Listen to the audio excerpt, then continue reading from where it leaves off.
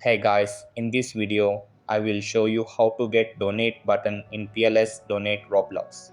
Alright, let's begin. So, the first thing that you want to do is open up Roblox and launch PLS Donate. Over here, go to your stand and enter edit mode. After that, click the refresh button above the customization window to reload your stand. Then open the settings menu and click the reset character button. After that, if you are on PC, you can also press the R key to reset.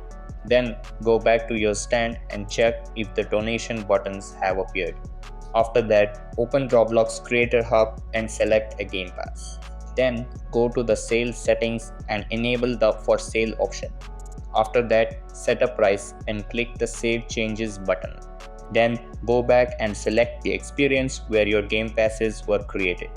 After that, go to the settings and change the privacy to public.